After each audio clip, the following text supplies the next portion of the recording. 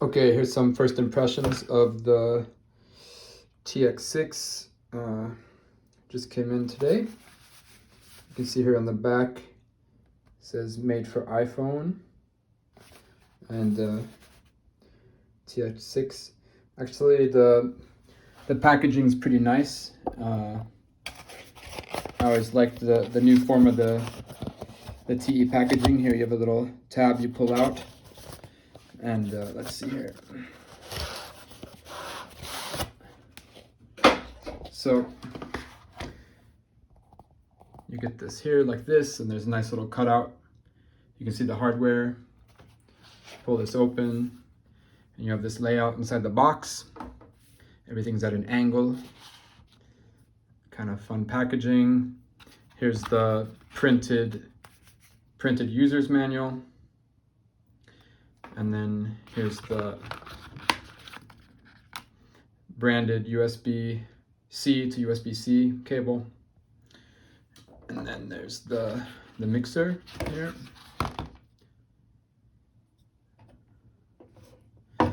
And some first impressions is that, well, you can see a comparison here to a pocket operator. You see how big it is, so it's smaller than a pocket operator. And especially without the included headphone jack adapter, which is really funny because I think unconsciously when I first saw the photos of this, some reason I don't know why I thought that this was a volume control here around the input or the output jack.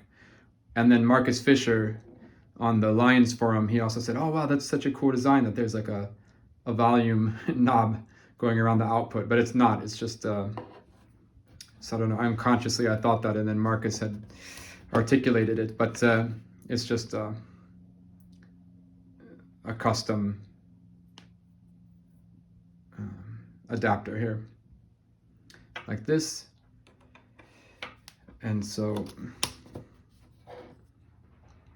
it is tiny, and in terms of how it feels, I mean, I have really, really big hands. I mean, they're huge, but I'm a juggler, and I mean, that's what I do for a living. And I thought, oh, well, I have really big hands, but I'm used to fine motor skills with my fingers. And I thought, well, adjusting the knobs here in the middle would be no problem. Even though I have really big fingers, I'm used to really fine, delicate movements with objects. But I'm not gonna lie, it's pretty hard to, I mean, these are really easy on the edge. These are easy on the edge. This middle row here, like these four here in the middle are harder to turn. But I have to say, because they're knurled, they have the knurled finish, that when I do turn it, I'm not turning the other ones. Like, I do get a good grip on this, even though I know it's hard for you to see, but even though when I'm turning this, I'm definitely not turning the other ones, even though my fingers maybe touch them a little bit. They're, at least for the moment, stiff enough that when I do, like when I turn this one clockwise, my thumb goes backwards and hits this one. But so far, it's stiff enough that when my thumb hits this far one here, it doesn't turn it. So it's nice that they're knurled. It really does help with the small size. But yeah, I'm not gonna lie, it's pretty fiddly to get my fingers in there. Maybe I get more used to it. I was using the unit before with two hands, and then it was a little bit easier to hold it in one hand and for some reason angle it into my other hand to access those. Like, this is much easier than having it flat on the table and just trying to turn it with my fingers as it lays there. So, but I don't really anticipate that that's going to be a thing I'm doing, holding it in this hand and then using the other hand to turn the knobs. Especially, you'll see when all the inputs get plugged in, I'm not going to be picking it up really. The other thing is that, yeah, the sliders are super easy to slide. They feel fine. The switches feel nice, and I mean, they're metal. That's all cool. These buttons all super nice and metal. This one, it's quite clicky. I don't know if you can hear.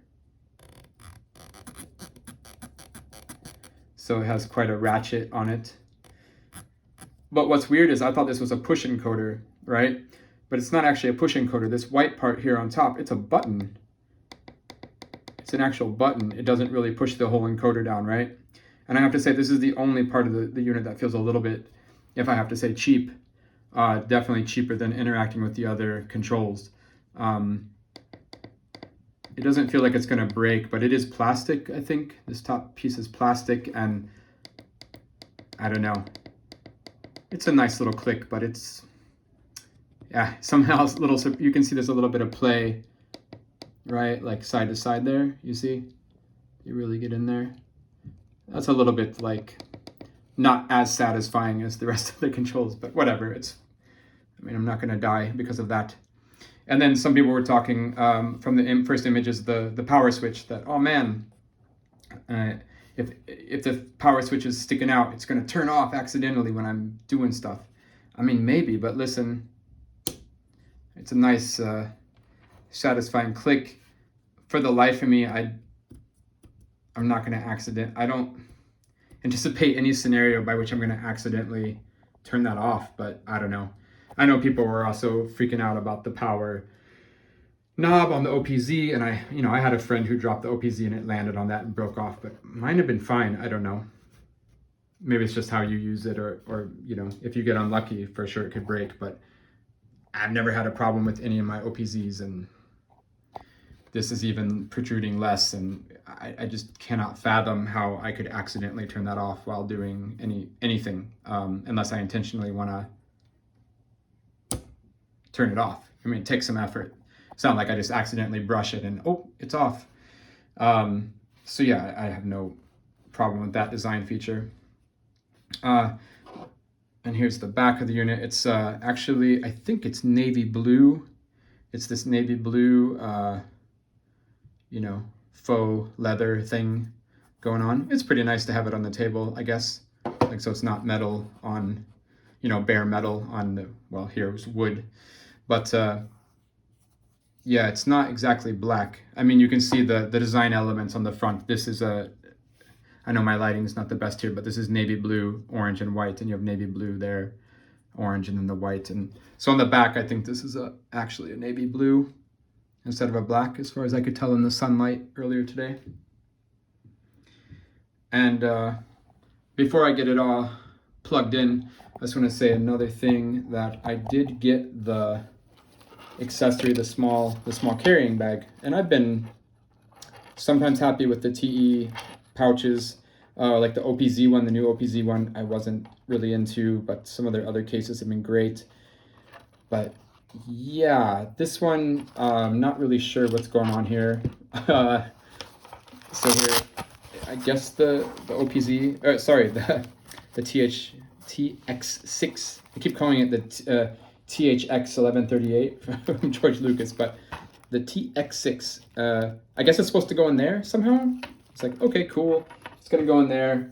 So sure, let's put it in there. Well, I don't really want to jam all those knobs in there, right? Like, it's kind of hitting the enclosure. So I'm like, oh, cool. So obviously this end should go in first. So I put this in first, and then I go to close it, and like, it doesn't close. Like, the Velcro doesn't line up. So it's like, okay, well, I guess I'll get it, take the adapter out. And then, I mean, I also thought that maybe I should put it in sideways. That doesn't work. It's too wide. So then I guess it's supposed to go like that. And then it's supposed to, you see the knobs, I don't know. This is just weird. And I tried to put it in this way. Okay, maybe that's better. I think it's gonna close now. I kind of had gotten it in there earlier. I don't know what's going on with this. This is wacky. It sucks. And then I take it out, and then I'm gonna pull it out, and you can see, like, I can't, because it's curved, right? So it's like it gets stuck. This is just terrible. I don't know what's going on. So then it said there was also on the website, it's like there's also a pouch on the front to put cables in, and then the pouch is like that. But like, if you have that thing stuffed in there, you can't put cables in there. Like, what cable? I mean, maybe the only thing you can put in there is the adapter, which you, I guess, have to take off to put it in there. I don't know. This is terrible.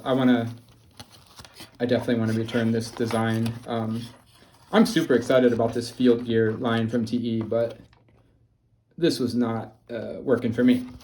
So anyway, I'm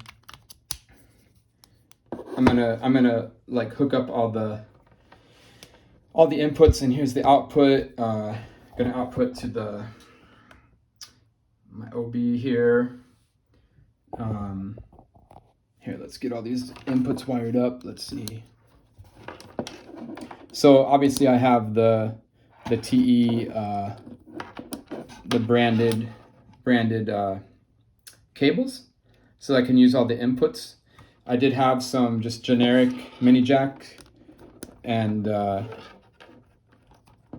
they definitely did not fit in the adjacent. You know, I just had like a normal mini jack cable, and they were definitely too wide to fit in adjacent inputs. So I had to use these. I mean, I have some other slimline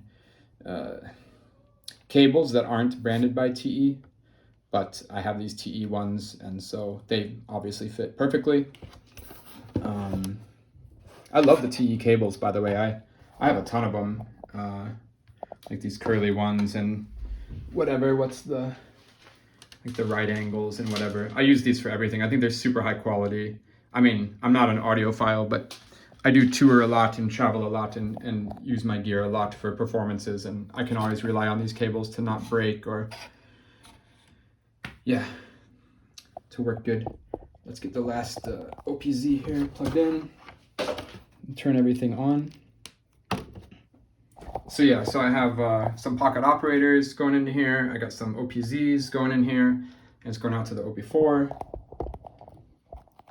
Let's get this all playing and check out the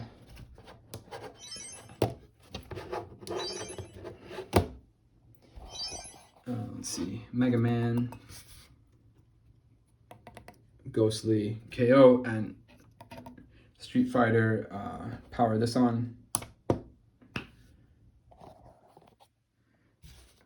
OPZs, let's see, play. These are all full volume.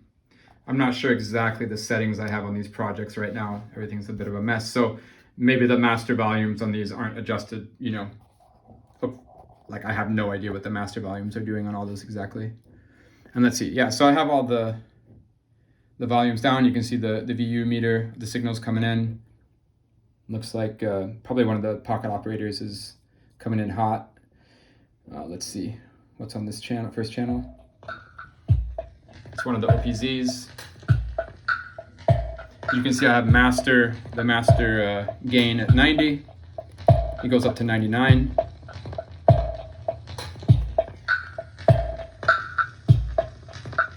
I got my OB4 at half. Usually OB4 is super loud, but here I can put the input all the way up, and it's not blasting me. But like I said, maybe my OPZs aren't set at the max. Here's another OPZ.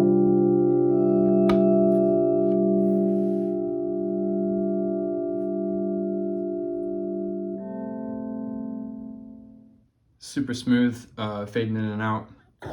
Yeah, this is the KO.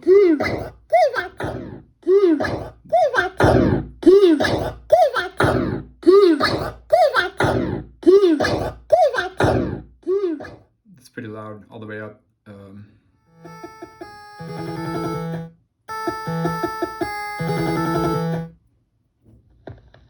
Another OPZ. I mean, I think all my OPZs should master, you know, the volume should be all the way up. And just compared to these pocket operators, I mean, these signals are way less. I mean, you can just see on the VU meter here, they're coming in way less hot. So I don't know what's going on. Another.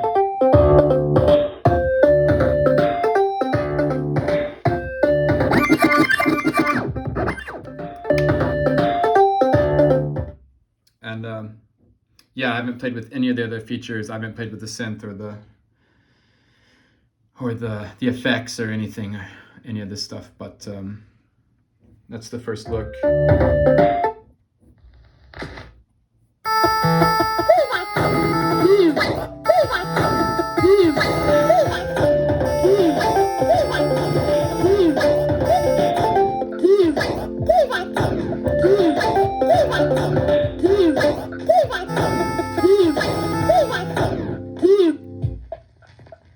so those must be set to mute right now and not solo.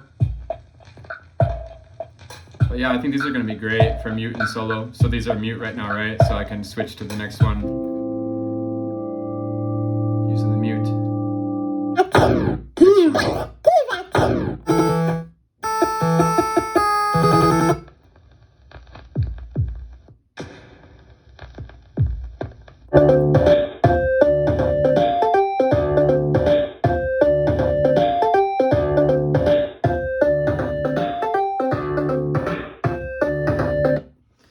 So there you have it, TX-6 first impressions.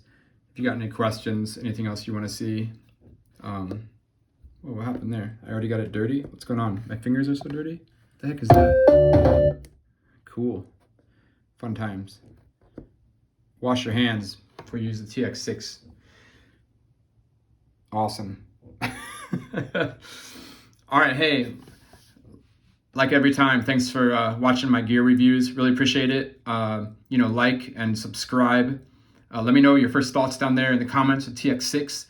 Stay tuned for all the gear reviews. You're always checking out this channel for my gear reviews. So yeah, keep it locked here for the latest gear news. Just go check out all my other videos on my channel. You'll see what I'm talking about. Like and subscribe, comment. Really appreciate it. Thanks a lot. Join my Patreon. Peace.